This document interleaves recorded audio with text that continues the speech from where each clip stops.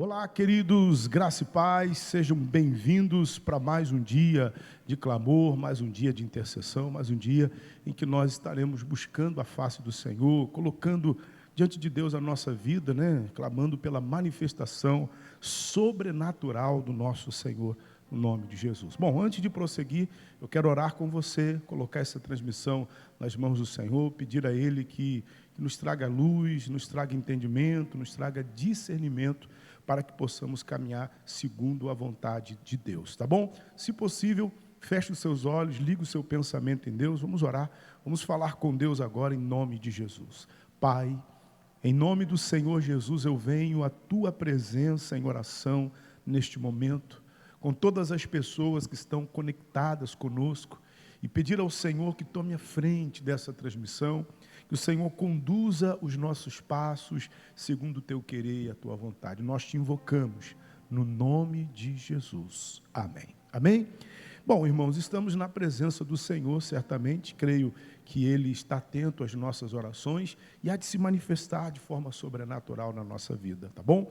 Olha, nós já vamos entrar aqui na palavra de Deus. Você sabe que terça-feira nós geralmente gravamos a transmissão de terça-feira por conta de um compromisso que eu tenho às 7 horas da manhã, às 7h30 da manhã, eu faço um culto na marmoraria e não tenho como estar aqui ao vivo, mas eu sei que o Senhor vai alcançar seu coração. Hoje nós vamos esmiuçar aqui aquela mensagem de quarta-feira passada, baseado no primeiro livro dos Reis, no capítulo 19. Então você que gosta de acompanhar, abra sua Bíblia, por favor, aí, primeiro livro dos Reis, no capítulo 19, nós vamos começar a leitura no primeiro versículo, que diz assim: E Acabe fez saber a Jezabel tudo quanto Elias havia feito, e como totalmente matara todos os profetas à espada. Então, Jezabel mandou um mensageiro a Elias a dizer-lhe: Assim me façam os deuses, e outro tanto, se de certo amanhã, a estas horas, não puser a tua vida como a de um deles.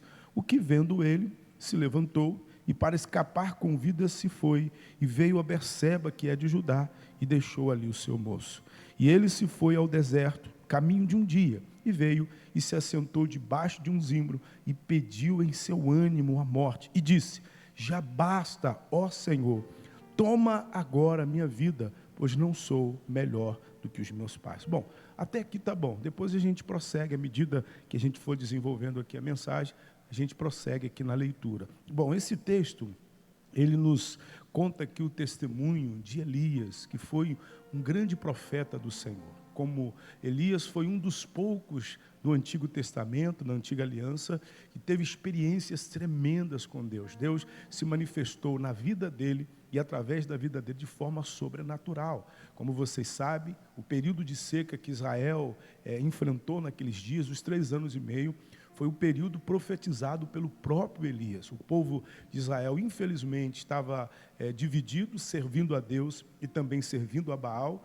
Baal, ele era anunciado no reino de Israel, veio da cultura da rainha Jezabel, do reino de seu pai.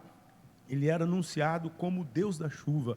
E todas as vezes que vinha chuva sobre Israel, o povo de Israel foi ensinado pela própria rainha a cultuar Baal. Por isso, então, Deus usa o profeta e ele fecha o céu para deixar claro para o povo de Israel que ele é o Senhor dos céus e da terra. Durante 3 anos e meio não choveu sobre aquela nação.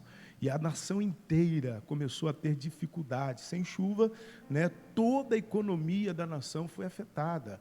As pessoas começaram a passar apertos, passar dificuldades, passarem lutas.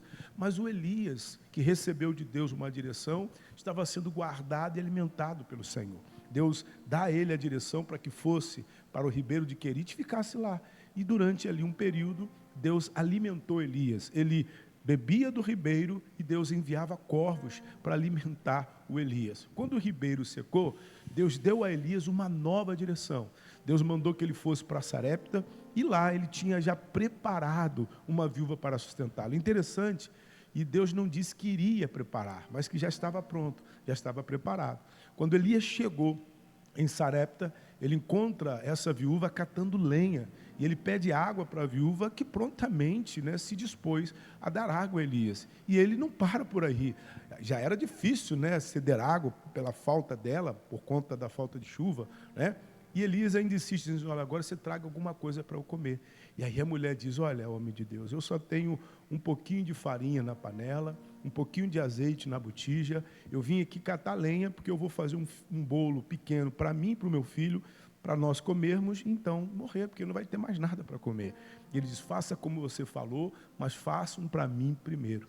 Enfim, Elias libera a palavra sobre aquela mulher, dizendo: olha, assim diz o Senhor, a farinha da tua panela não vai acabar, o azeite da sua botija não vai faltar, até que o Senhor dê chuva sobre a terra.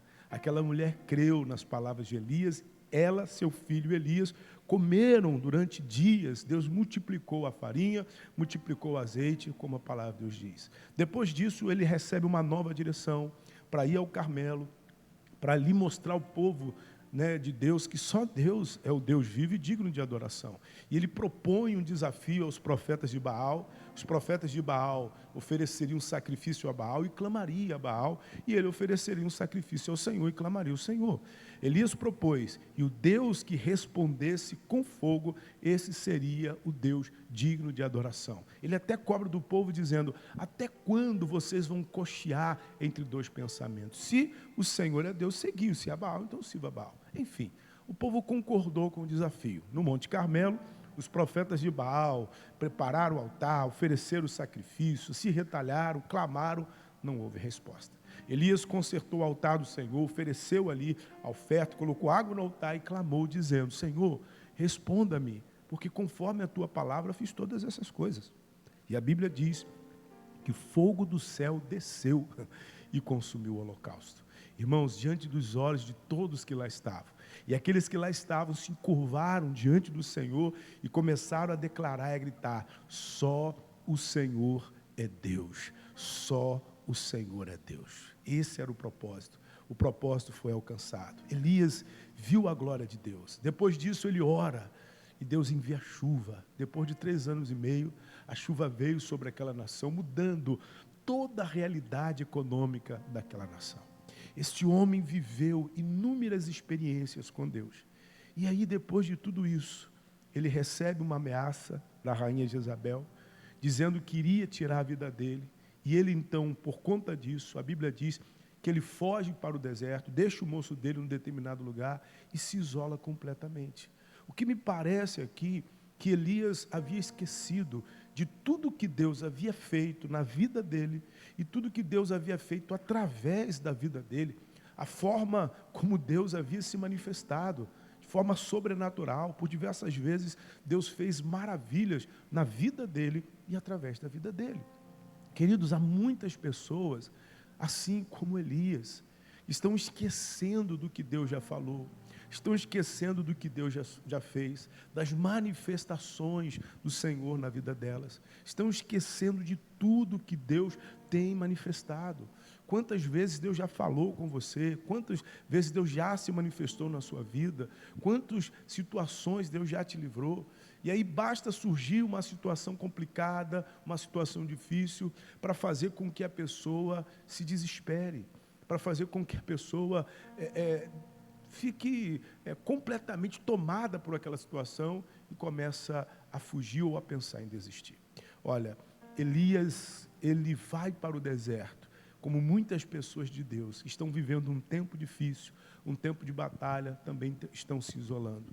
Tem pessoas que há muito tempo não vêm à igreja, né, por conta das dificuldades, das lutas, e o inimigo quer exatamente isso. O que você precisa, querido, é fazer com que a sua alma se lembre do que Deus fez.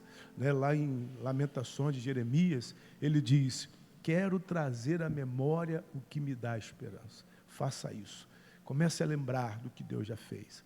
Comece a trazer à memória o que Deus já falou para você. Talvez você esteja vivendo um momento de desafio também. Talvez você, como Elias, está debaixo de uma ameaça de morte, uma ameaça de divórcio, uma ameaça de falência. Eu não sei exatamente o que você está vivendo, mas uma coisa eu tenho certeza: Deus não mudou. Ele é o mesmo. Ele é poderoso para fazer. Da mesma forma como Ele já curou outras enfermidades que você enfrentou, da mesma forma como Ele já livrou você de outras situações, da mesma forma como Ele já te abençoou e falou com você, Ele continua fazendo a mesma coisa hoje. Não deixe que essa situação roube a sua fé. Não deixe que o medo se instale em seu coração e comece a manipular sua mente e o seu comportamento. Firme-se na palavra de Deus para que você possa vencer essa batalha que você está enfrentando. Amém? Vamos orar. Eu quero orar com você agora, eu quero unir a minha fé com a sua fé, colocar diante de Deus essa causa. Então feche os olhos, liga o pensamento em Deus. Pai, no nome do Senhor Jesus, eu venho à tua presença em oração com todas as pessoas que estão conectadas conosco. Talvez, Senhor, muitas delas estão vivendo o que Elias viveu, o que estão enfrentando, a luta, a dificuldade, o problema que veio contra essas pessoas, fez com que ela esquecesse de tudo que o Senhor já fez, de tudo que o Senhor já falou, da forma como o Senhor já se manifestou.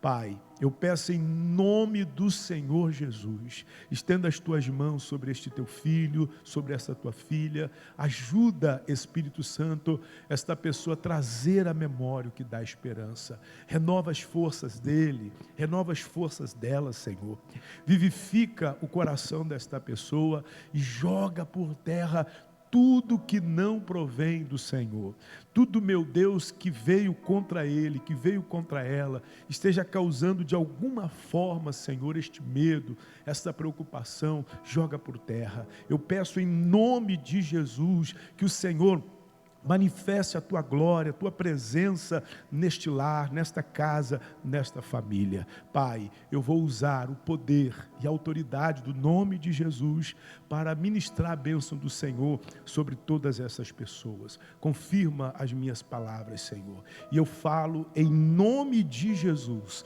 ao espírito de opressão que veio contra esta pessoa, que veio perturbando a mente dela, falando na mente dela, ameaçando, gerando medo, preocupação. Sai agora, espírito de opressão, sai da mente, sai do coração, sai da casa, da família, sai dos caminhos desta pessoa. Nós ordenamos na autoridade do nome de Jesus que saia e não voltem mais, em nome de Jesus. Pai, os céus e a terra passam, mas a tua palavra, Senhor, jamais irá passar.